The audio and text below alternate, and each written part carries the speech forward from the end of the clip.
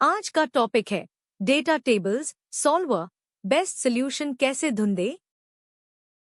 आज की वीडियो में हम सीखेंगे इंट्रो बेस्ट सॉल्यूशन कैसे डेटा टेबल्स ट्रेंड्स देखे one variable data table one variable example EMI two variable data table two variable example EMI solver best solution ढूंढे solver setup objective and variables. चलिए शुरू करते हैं। नमस्ते डेटा एंथुसियास्ट्स, डे 3 के दूसरे वीडियो में आपका स्वागत है। पिछले वीडियो में हमने गोल सीक और सिनेरियो मैनेजर देखा। अब हम व्हाट इफ एनालिसिस के दो और एडवांस टूल्स एक्सप्लोर करेंगे, डेटा टेबल्स और सॉल्वर। डेटा टेबल्स आपको एक या दो इनपुट्स के मल्टीपल वैल्यूज के इम्पैक्ट को एक साथ विजुअलाइज करने में मदद करते हैं, जबकि सॉल्वर आपको कॉम्प्लेक्स कंस्ट्रेंट्स के साथ बेस्ट पॉसिबल सॉल्यूशन ढूंढने में हेल्प करता है। ये टूल्स ऑप्टिमाइजेशन और डिसीजन मेकिंग में गेम चेंजर्स है। तो चलिए बिना किसी देरी के इन पावरफुल टूल्स की गहराइयों में उतरते हैं। Data tables what if analysis का एक और पावरफुल हिस्सा है, खासकर जब आप एक या दो इनपुट वेरिएबल्स के अलग अलग वैल्यूज पर एक या ज्यादा आउटपुट फॉर्मूलाज का रिजल्ट एक साथ देखना चाहते हो। ये आपको एक ग्लांस में ट्रेंड्स और पैटर्न्स दिखता है। फॉर एग्जाम्पल, आप अलग अलग इंटरेस्ट रेट्स पर या अलग अलग लोन टर्म्स पर EMI कैसे बदलती है, ये एक हाई टेबल में देख सकते हो। इसके लिए आपको data tab what if analysis data table option choose करना पड़ता है। ये टूल खासकर सेंसिटिविटी एनालिसिस के लिए बहुत यूजफुल है, जहां आप देखना चाहते हो कि आपका आउटपुट कितना सेंसिटिव है इनपुट चेंजेस पर। सबसे पहले हम वन वेरिएबल डेटा टेबल देखेंगे।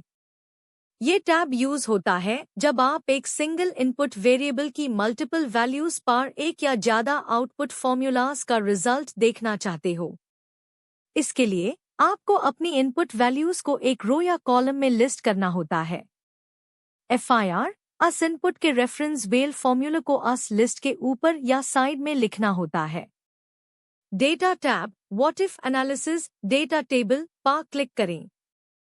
इसमें आप कॉलम इनपुट सेल या रो इनपुट सेल में अपने इनपुट वेरिएबल का रेफरेंस देते हो। कीबोर्ड शॉर्टकट नहीं है, पर प्रैक्टिस से लोकेशन याद हो जाएगी। कॉमन गलती ये है कि लॉग इनपुट सेल का रेफरेंस सही से नहीं देते। चलिए एक एग्जाम्पल देखते हैं। हम अलग अलग इंटरेस्ट रेट्स पर एक लोन की EMI कैलकुलेट करना चाहते हैं। कॉलम A में हमने 7%, 8%, 9% जैसे इंटरेस्ट रेट्स लिस्ट किए हैं। सेल B1 में हमने EMI का फॉर्मूला लगाया है, जो 1 में दिए गए इंटरेस्ट रेट को रेफरेंस करता है। अब रेंज A1, B4 को सिलेक्ट करें। Data tab what if analysis data table पर क्लिक करें। क्योंकि हमारे इंटरेस्ट रेट्स एक कॉलम में है, कॉलम इनपुट सेल में इंटरेस्ट रेट वेल सेल, जो फॉर्मूला में उसे हो रहा है, को सिलेक्ट करें। ओके क्लिक करते ही एक्सेल हर इंटरेस्ट रेट के लिए कॉरेस्पॉन्डिंग EMI कैलकुलेट कर देगा। कितना इजी है ना। अब हम टू वेरिएबल डेटा टेबल पर चलते हैं, जो टैब यूज होता है जब आप दो इनपुट वेरिएबल्स के अलग अलग कॉम्बिनेशंस पर एक सिंगल आउटपुट फॉर्मूला का रिजल्ट देखना चाहते हो। इमेजिन करो आप इंटरेस्ट रेट और लोन टर्म दोनों को बादल कर EMI देखना चाहते हो। इसके लिए आपको एक इनपुट वेरिएबल को रो में और दूसरे को कॉलम में लिस्ट करना होता है। फॉर्मूला को उन दोनों लिस्ट्स के इंटरसेक्शन पॉइंट पर लिखा जाता है। Data tab what if analysis data table में जाकर आप रो इनपुट सेल और कॉलम इनपुट सेल दोनों में अपने रिस्पेक्टिव इनपुट वेरिएबल्स का रेफरेंस देते हो। ये थोड़ा कॉम्प्लेक्स लग सकता है, पर एग्जाम्पल से क्लियर हो जाएगा। चलिए एक एग्जाम्पल देखते हैं। हम अलग अलग इंटरेस्ट रेट्स रो में और लोन टर्म्स कॉलम में पर EMI देखना चाहते हैं। सेल B1 में हमने EMI का फॉर्मूला लगाया है, जो A2 टर्म और B1 रेट को रेफरेंस करता है। रो 1 में हमने इंटरेस्ट रेट्स 7%, 8% और कॉलम ए में लोन टर्म्स 60, 72 लिस्ट किए हैं। अब रेंज A1, C3 को सिलेक्ट करें। Data tab what if analysis data table पर क्लिक करें। रो इनपुट सेल में इंटरेस्ट रेट वेल सेल को जो फॉर्मूला में उसे हो रहा है और कॉलम इनपुट सेल में लोन टर्म वेल सेल को सिलेक्ट करें। ओके क्लिक करते ही आपको एक कॉम्प्रिहेंसिव टेबल मिल जाएगा। अब हम एक्सेल के सबसे एडवांस्ड ऑप्टिमाइजेशन टूल सॉल्वर पर चलते हैं। सॉल्वर आपको टैब हेल्प करता है जब आपको किसी स्पेसिफिक ऑब्जेक्टिव जैसे प्रॉफिट को मैक्सिमाइज करना या कॉस्ट को मिनिमाइज करना को अचीव करना हो, लेकिन आपके पास कुछ कंस्ट्रेंट्स या लिमिटेशंस हो। ये गोल सीक से ज्यादा पावरफुल है क्योंकि ये मल्टीपल चेंजिंग वेरिएबल्स और कॉम्प्लेक्स कंस्ट्रेंट्स को हैंडल कर सकता है। सॉल्वर एक्सेल में बाय डिफॉल्ट एनेबल नहीं होता। इसको एक्टिवेट करने के लिए आपको फाइल, ऑप्शंस, एड-इन्स, एक्सेल एड-इन्स, गो पर क्लिक करके सॉल्वर एड-इन को टिक करना होगा। फिर ये डेटा टैब में एनालाइज ग्रुप में दिखेगा।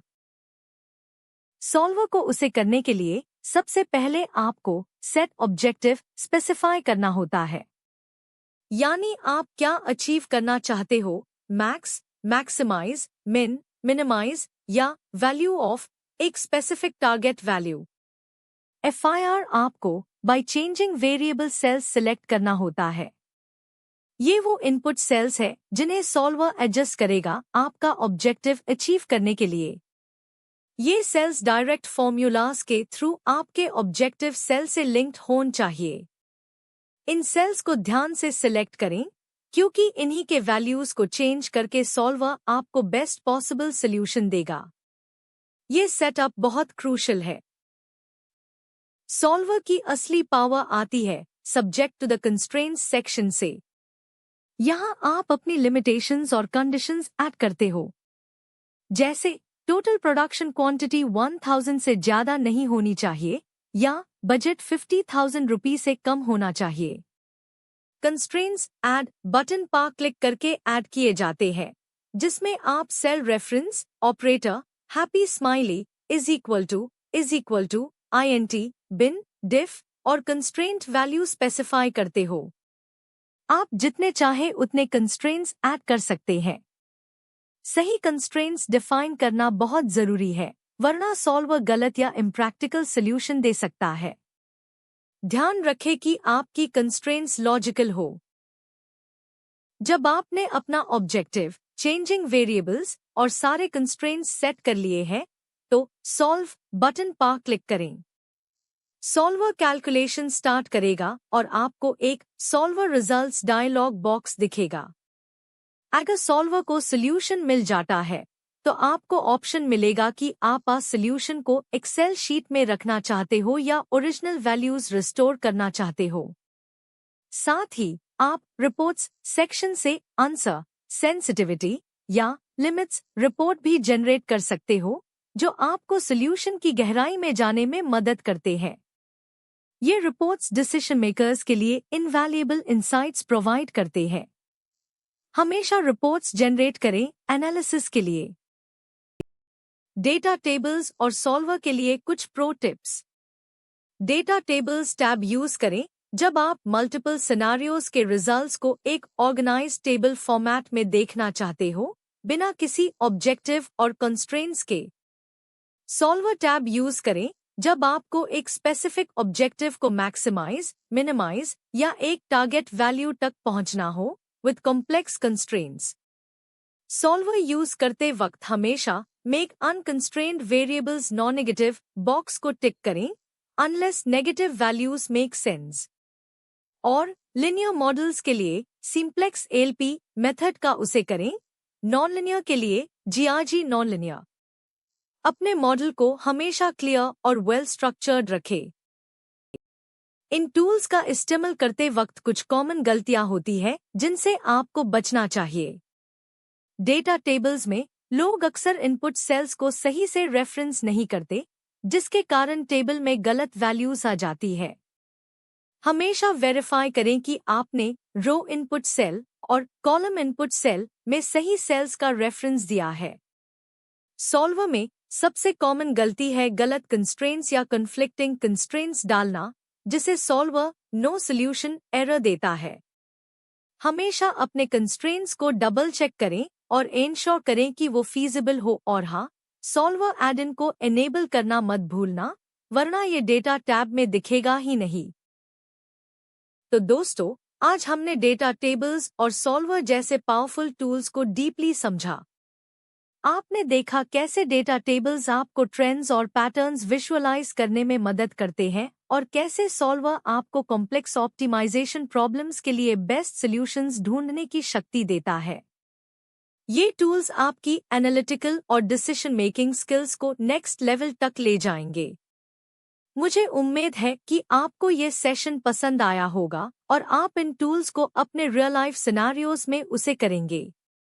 प्रैक्टिस करते रहिए और मैं मिलूंगा आपको अगले वीडियो में डे 4 के नए टॉपिक्स के साथ। तब तक के लिए keep learning, keep growing. Thanks for watching. Please subscribe the channel for daily tutorials.